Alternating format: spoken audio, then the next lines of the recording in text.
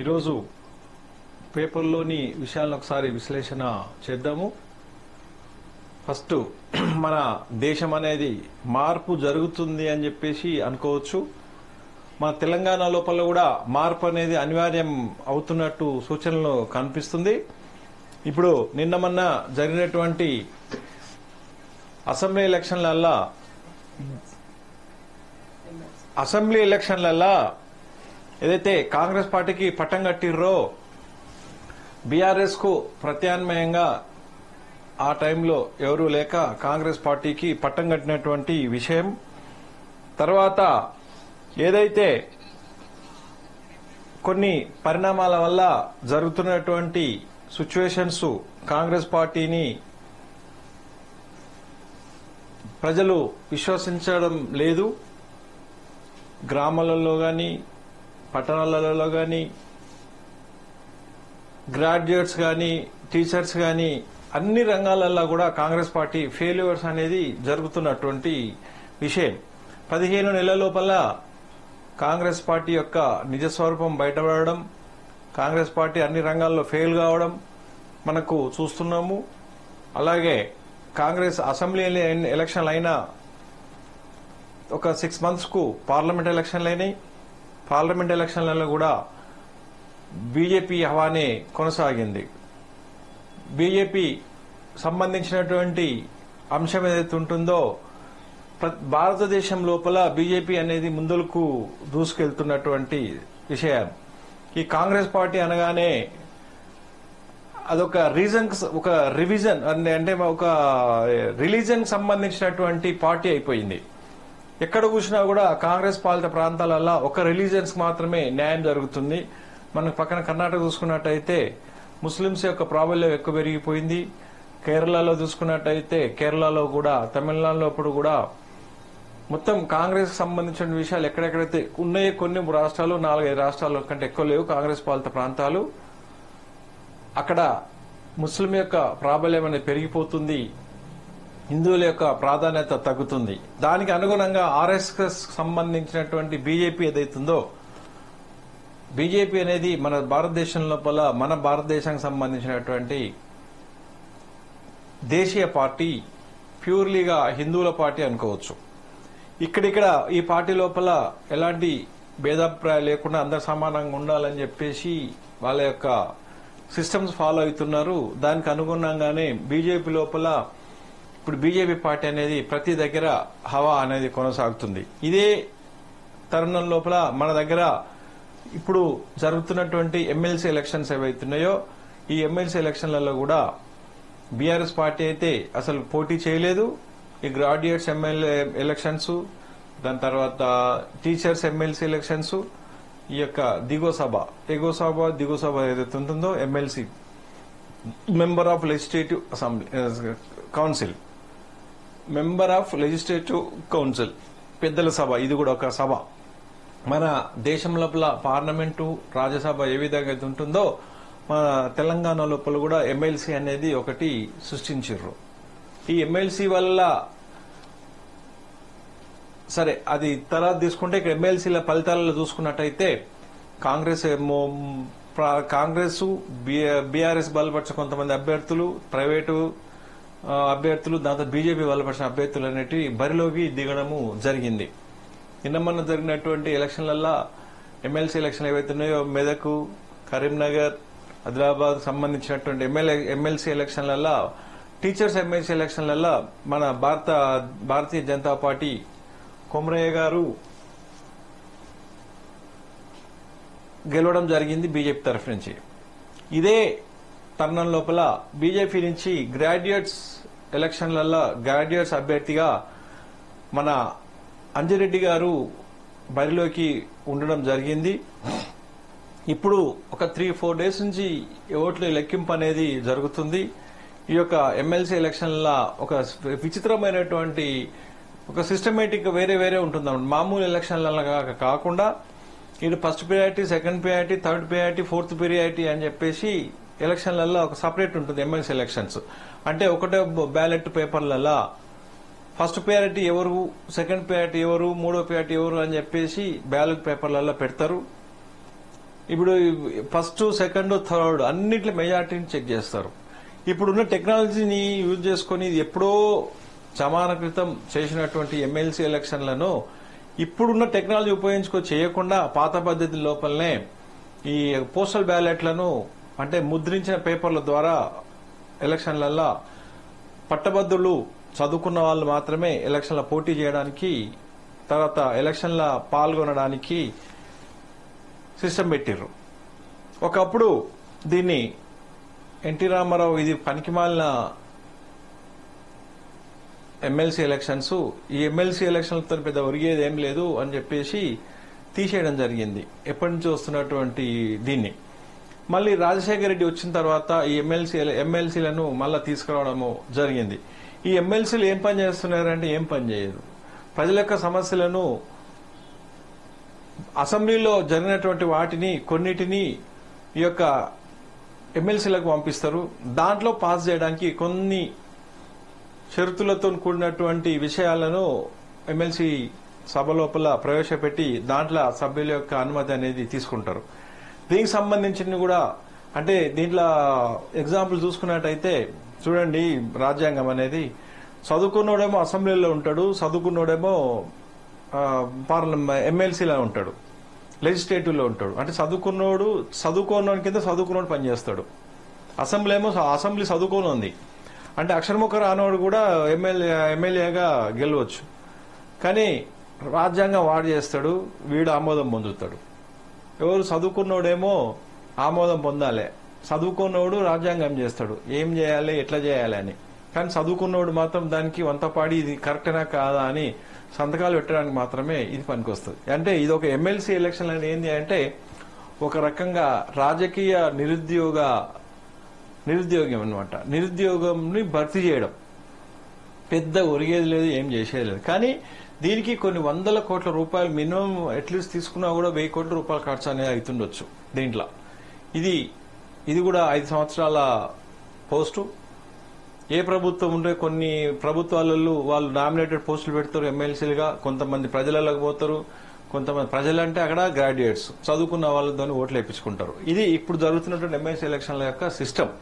ఈ సిస్టమ్ లోపల ఇప్పుడు మన దగ్గర మన ఆదిలాబాదు, కరీంనగర్ ఇవి తీసుకున్నట్టయితే, మెదక్, సంగారెడ్డి ఈ డిస్ట్రిక్ట్స్ తీసుకున్నట్టయితే అంజిరెడ్డి గారు, దాని తర్వాత వేం నరేందర్ రెడ్డి గారు కాంగ్రెస్ పార్టీ తరఫు నుంచి, వేం నరేందర్ రెడ్డి బీజేపీ తరఫు నుంచి అంజిరెడ్డి గారు బరిలోకి ఉన్నారు.